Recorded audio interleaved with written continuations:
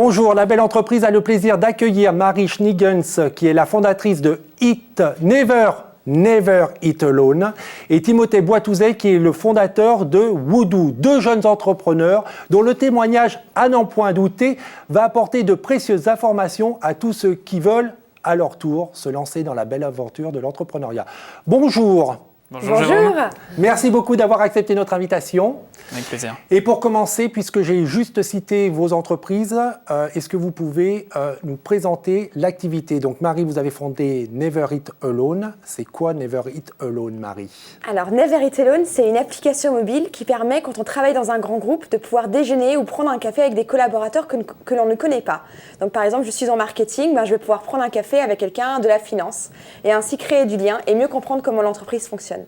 Et Timothée, donc vous avez fondé Woodoo. Que fait Woodoo? Alors Woodoo, c'est la start-up qui réinvente le bois pour en faire le matériau du XXIe siècle. Donc en gros, on prend du bois classique et par une succession de procédés de physico-chimie, on le transforme et il acquiert des nouvelles caractéristiques. Donc il devient imputrescible, plus résistant au feu, beaucoup plus rigide et il a un aspect esthétique qui est la transparence ou translucidité. Avec l'objectif un jour de construire des grandes tours en bois. Tout à fait. Alors, ce qui nous intéresse et ce qui intéresse les téléspectateurs à travers vos témoignages, c'est qu'on voit comment votre expérience va pouvoir nourrir leur réflexion sur l'entrepreneuriat. Et la première question qui se pose, c'est est-ce que vous avez été accompagné pour créer votre entreprise? Marie. Alors, oui, dès le début, j'ai eu beaucoup de chance, c'est qu'il y a eu le statut étudiant-entrepreneur. Et du coup, j'étais étudiante à Dauphine et grâce à ce statut, j'ai pu faire, au lieu de faire un stage dans un grand groupe, j'ai pu créer pendant 6 mois mon projet. Et donc, c'était Never Eat Alone. Et donc, grâce à ça, j'ai pu être après le statut étudiant-entrepreneur, d'être dans un incubateur, ça s'appelle le PSL Lab à Paris. Et donc, d'avoir des locaux, d'avoir des mentors, des personnes qui nous accompagnent. Et après ça aussi, maintenant, il y a énormément l'entreprise et la fondation qui s'appelle Raise, qui aide les startups à travailler avec les grands groupes, qui nous aident énormément.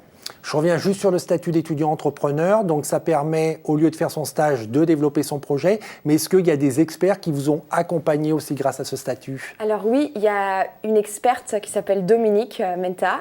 Qu'on salue. Bonjour Dominique. Et donc du coup, qui m'aide énormément. Dès que j'ai une question sur comment travailler avec un grand groupe, comment faire un statut, de A à Z, on peut l'appeler. Et c'est quelqu'un que j'ai confiance et qui est là pour nous aider, nous accompagner. Et vous, Timothée, est-ce que vous avez été accompagné? Nous, on est bien accompagnés, donc on est chez l'incubateur Agoranov à Paris. On est aussi accompagné par 2 pôles de compétitivité, donc le pôle IAR, Industrie Agro-Ressources, pour tout ce qui est valorisation de la biomasse, et le pôle Xylofutur pour tout ce qui est innovation dans le bois. On a aussi un réseau international qui nous accompagne, qui est Climate Kick, donc ça fait pas mal de monde autour du projet. Et puisque vous avez tous les deux cité incubateur, qu'est-ce que ça apporte un incubateur concrètement? Alors donc nous, on était incubés à San Francisco pendant 6 mois. Et donc du coup, c'était dans une maison sur Mission Street. Et du coup, on vivait au même endroit où on faisait son projet. Et donc on était avec une dizaine d'entrepreneurs de moins de 23 ans. Et donc on passe d'une idée à un prototype, on est tous ensemble, on s'entraide.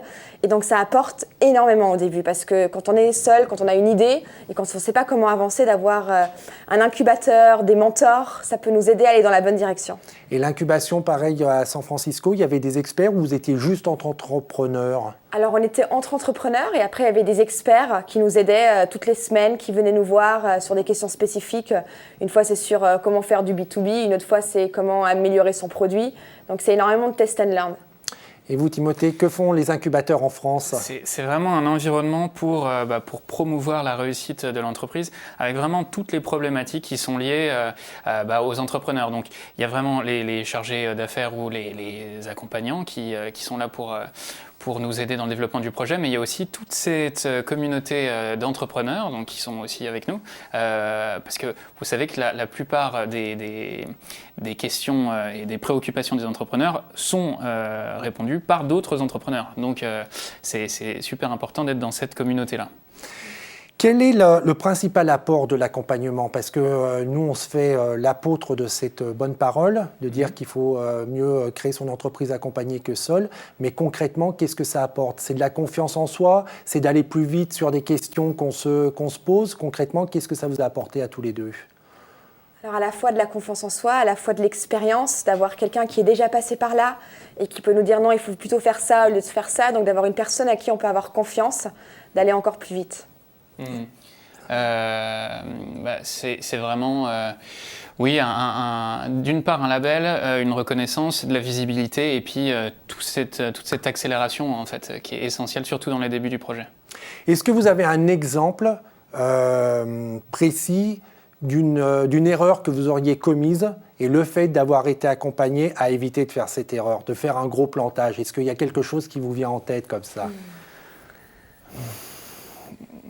Pas un gros plantage. Alors un petit plantage, un tout petit plantage. Non, la question des personnes avec qui on a éventuellement envie de s'associer, ou les personnes qu'on a envie d'embaucher, ou les contrats, les questions de propriété intellectuelle. Enfin, pour nous, comme on est dans l'industrie, c'est vraiment important. Donc ça, oui, c'est des questions où on est au bord de l'abîme. Et puis, heureusement qu'il y a voilà, qu'il y a l'accompagnement, absolument. Un expert, un entrepreneur qui dit Tout à fait. « Moi, je ne le sens pas, ce gars-là, tu ferais mieux de ne pas le recruter, par exemple. » C'est ça. Nous, c'était sur les questions juridiques. C'était pas facile quand on connaît rien sur ce sujet, donc d'avoir des personnes avec qui on peut directement parler, d'être en contact avec les bonnes personnes au niveau juridique, c'est un atout considérable. Et puisqu'on évoque un petit peu les plantages, quelle est la principale difficulté que vous rencontrez aujourd'hui à l'âge que vous avez pour créer votre entreprise, Timothée? D'être accompagné par les bonnes personnes, mais en tant que ressources humaines. Donc, alors ça, c'est pas une difficulté, si d'être accompagné, de trouver les bons accompagnements. C'est vraiment une difficulté parce que il faut qu'il y ait un match de philosophie vraiment pour fédérer un groupe. Et ça, c'est super important. On peut être accompagné par je parle d'accompagnement parce que c'est toute une équipe qui avance, voilà. Mais on peut embaucher ou on peut s'associer avec des gens qui ont un profil fantastique. Mais par contre, au niveau de la vision, ça ne matche pas, on ne partage pas. Voilà. Donc ça, c'est super important. Donc c'est les ressources humaines. La plus grosse difficulté, c'est de vraiment faire une équipe à son image, entre guillemets. En tous les cas, qui partagent la même perspective. On va dire à l'image du projet. À l'image du projet, c'est surtout ça. D'accord. Donc de trouver ses ressources et ses compétences pour développer son projet. Et vous, Marie, c'est aussi des problèmes de ressources humaines que vous rencontrez? Alors oui, ça tout à fait. Le recrutement technique, c'est toujours pas facile. Mais quand on partage les mêmes missions et quand on fait comprendre la vision, ça fait envie de rejoindre. Donc c'est vraiment souvent les entrepreneurs, les développeurs, ils nous rejoignent parce qu'ils ont envie nous, notre mission, c'est de rendre les collaborateurs plus heureux et connectés. C'est ça qui leur fait envie de nous rejoindre. Et sinon, une autre problématique, c'est les grands groupes. Vu que nous, c'est du B2B2C, c'est de comprendre comment travaillent les grands groupes. C'est pas évident non plus pour eux de travailler avec une start-up. Donc tous les jours, on a des challenges. Et donc d'être bien entouré, et la fondation Raise est super pour ça. Et de démarcher, parce que je me mets à votre place, j'ai 22 ans, je décroche mon téléphone pour essayer d'avoir un rendez-vous avec un grand groupe, c'est simple? Alors au début, je ne connaissais pas la Défense, donc c'était même pas simple de retrouver un immeuble au sein de la Défense. La Défense est un quartier d'affaires à Paris. Et donc du coup, notre première employée, c'est Mira, on l'appelle Magic Mira, parce que justement, elle a travaillé 15 ans dans les grands groupes, elle a le double de mon âge, et donc elle connaît comment fonctionnent les ressources humaines, les grands groupes, les process, et donc du coup, c'est important à nouveau, même dans l'équipe, d'être accompagnée par des personnes qui sont déjà passées par là. On encourage l'innovation. Est-ce que quand on innove dans l'industrie, c'est simple? Est-ce que ça va vite? Dans l'industrie, c'est jamais simple. Dans l'industrie, ça va pas vite non plus. Dans tout ce qui est numérique, ça va beaucoup plus vite, parce qu'on se sépare un petit peu de contraintes fondamentales qui sont le temps et l'espace, alors que dans l'industrie, ça n'a rien à voir. En plus du temps, de l'espace, on a aussi les réglementations, on a aussi les coûts de structure faramineux, les machines, c'est compliqué. Et ça veut dire quoi? Qu'il faut être patient et persévérant? Il faut être patient, persévérant, tout à fait, et puis aussi solliciter les bons écosystèmes pour accélérer le développement de ce projet industriel. Et justement, puisqu'on évoquait ces deux qualités, la patience et la persévérance, quelles sont les qualités qu'il faut avoir pour entreprendre?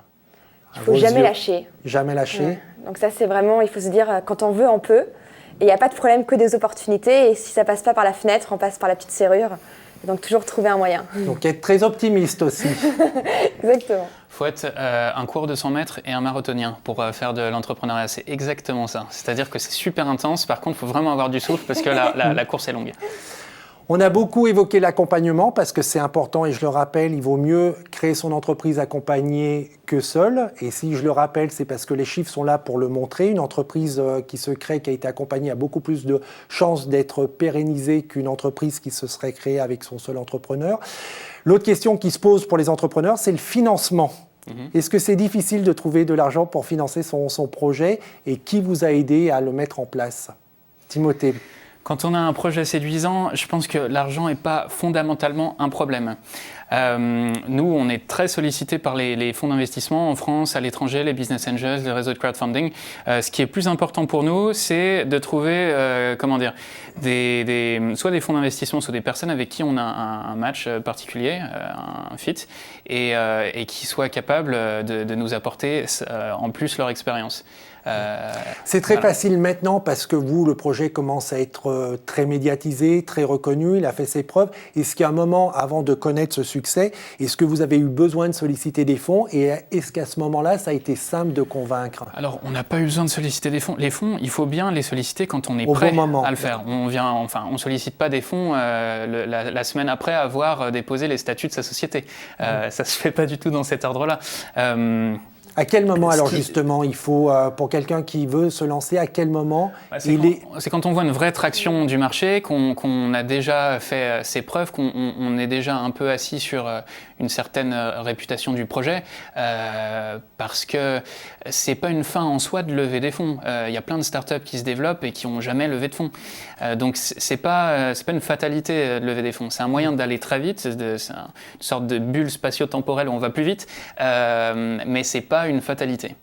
Nous, on a reçu aussi pas mal de financements de structures publiques qui nous ont beaucoup aidés pour nous développer, déposer plus de brevets, des choses comme ça. Mais que vous aviez sollicité? Bien sûr, bien sûr. D'accord. Ouais.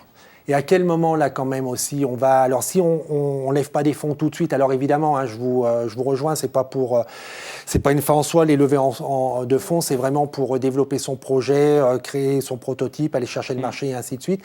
Les subventions, à quel moment on peut aller les solliciter?